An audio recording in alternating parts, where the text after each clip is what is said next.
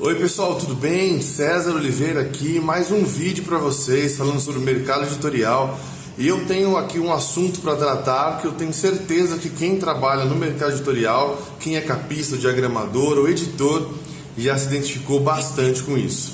O processo da criação de capa de livro ele é mais ou menos assim: a captação do briefing, o brainstorming, a pesquisa, o desenvolvimento de uma proposta, a apresentação e a defesa dessa proposta, a aprovação ou a rejeição. Se for rejeitada, volta do zero para a captação de briefing, tudo de novo, tá legal? Sendo aprovada, vai para o processo da diagramação do restante do texto, a aprovação final, finalização, envio para gráfica e tudo mais. Então, o processo de criação de uma capa ele tem várias etapas, né? E tem alguns fatores de dificuldade, tá? Acho que eu listei 5, tem mais, vai de muita realidade de editora para editora, tá? Mas o primeiro é a verba disponível. Então, muitas vezes a editora contrata o capista por um valor, muitas vezes esse valor é promocional. Hoje em dia tem poucas editoras pagando preço cheio, todo mundo quer muito desconto. Então, falta de fato valor, falta dinheiro para comprar ou contratar um fotógrafo para produzir uma foto, contratar modelo, montar cenário, falta dinheiro para isso. Falta dinheiro para ilustração, falta dinheiro para projeto 3D. Então acaba sobrando para o profissional pegar uma foto de domínio público muitas vezes e trabalhar nela e desconfigurar ela e fazer uma fusão e montagens e tal, até ter um resultado bacana que agrade o editor e o autor e tudo mais. Então a falta de verba na produção da capa, ela atrapalha muito o processo de criação. Segundo ponto é a captação do briefing genérico, tá bom? Esse é um romance que fala de uma moça que se apaixonou por um rapaz e ele foi pra guerra e morreu no final. Tá, a gente não sabe como é o rapaz, a gente não sabe como é a moça, se ela é uma moça morena, de olhos escuros, se ela é uma moça loura, de olhos claros, se ela é uma moça de pele clara, com uma mancha no rosto, com cabelos vermelhos, a gente não sabe. A gente não sabe aonde é a guerra, a gente não sabe em que tempo se passa isso, é tempo presente, é guerra do Paraguai, é Afeganistão, aonde é? Segunda Guerra Mundial, a gente não sabe. A gente não sabe se esse casal tinha um símbolo que os unisse. Um dia eles tomaram um café em Paris e lá uma xícara específica, a gente não sabe. E aí a gente tem essa informação na mão e não sabe o que fazer. Então, um segundo problema bastante comum é um briefing muito mal passado. Eu já trabalhei com uma editora que me dava o título do livro, o nome do autor e o tamanho da capa. E eu tinha que me desdobrar para fazer. Ainda bem que os meus índices de aprovação eram altos mesmo assim. Mas olha que situação estranha, né? Terceiro ponto, pedidos de várias propostas. O editor te manda um briefing e fala assim: você faz 3 capas aí e tal, e aí pra gente escolher uma. Eu não trabalho assim. Se você quer 3 capas diferentes, você vai me oferecer 3 briefings diferentes e vai pagar por isso. Eu não vou ficar fazendo 3, 4 capas e de graça não, então esquece. Se você precisa de 3 propostas diferentes, me dê 3 pontos de vista, 3 caminhos diferentes para eu prosseguir, tá? O quarto item que atrapalha muito o processo de criação de capa é prazo apertado demais. Nossa, eu trabalho com alguns editores que às vezes ele precisa mandar o livro para a gráfica amanhã e ele quer que eu faça uma capa e a diagramação hoje. O cara já trabalhou o texto, o cara já trabalhou os recursos, o cara já fechou campanha de marketing, o cara já fechou distribuição com diversas frentes, com diversos players, aí ele tá pronto. O livro precisa estar pronto semana que vem. Mas e a capa? Não foi feita e a diagramação não foi feita. Então tudo é feito num toque de caixa horrível. E geralmente quem mais quer pressa, menos quer pagar, inclusive, né? Então esse é um ponto que atrapalha bastante, né? E eu preciso lembrar vocês que bonito e rápido não é barato. Bonito e barato não é rápido. Rápido e barato não é bonito.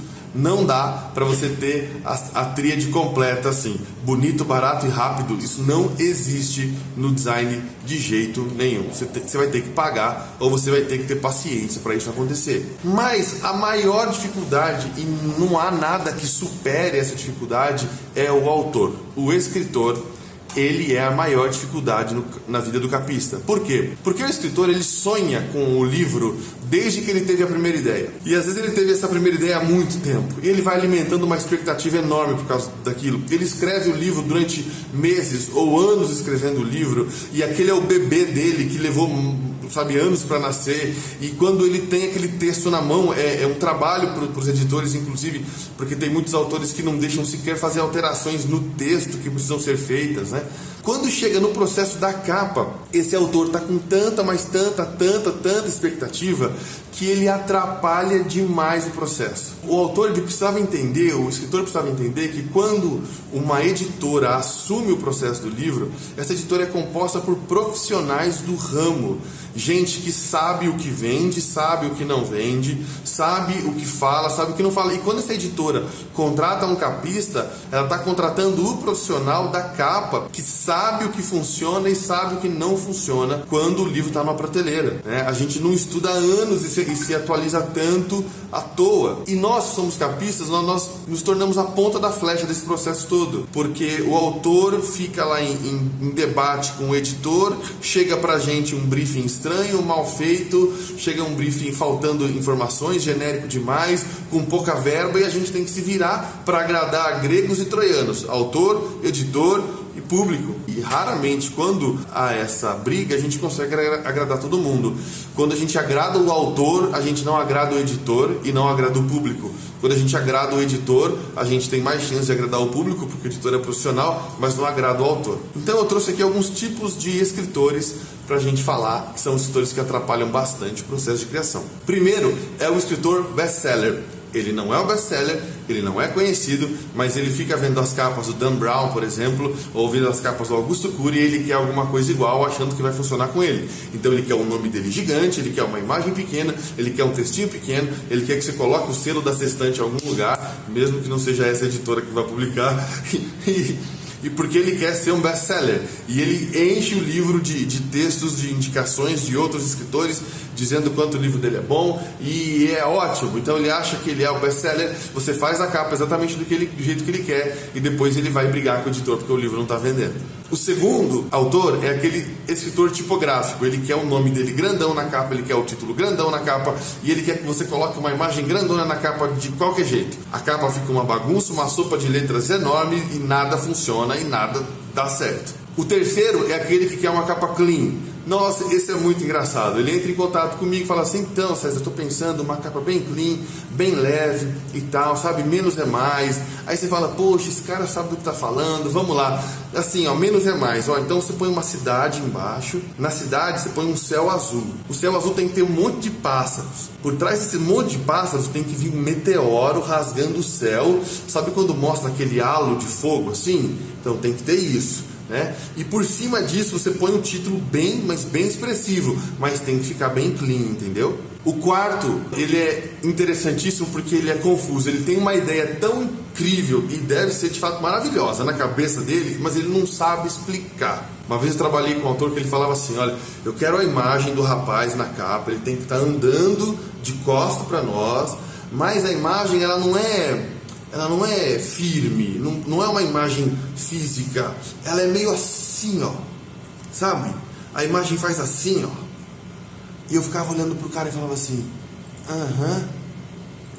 E nesse projeto eu lembro que eu fiz 17 capas até ser aprovada uma. Mas o cara tinha que ter assim, ó, ele fazia assim. Então esse tipo de autor é incrível de trabalhar, você fica louco. E o quinto e último autor é o indeciso. É aquele que ele trabalha o briefing, ele envia o briefing, você trabalha a capa, você devolve a capa para ele fala: nossa, tá incrível, César, tá maravilhoso, tá aprovado, é isso aí mesmo, vamos partir para a finalização.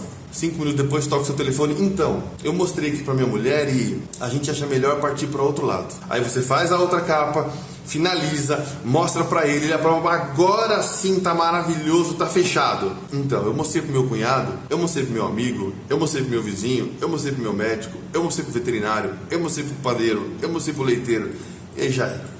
Então, trabalhar com autores que não sabem o que querem, porque não confiam nos seus editores. Então, assim, um apelo que eu faço para você, autor, escreve o livro, entrega o livro na mão do seu editor, confia nele, ele é profissional da área, ele vai confiar esse trabalho a mim ou a outros capistas tão competentes quanto eu, para desenvolver esse projeto para você, a fim de que esse projeto tenha um alcance qualitativo importante, tá? E uma dica interessante que eu tenho para dar é, não compra o livro pela capa, não compra.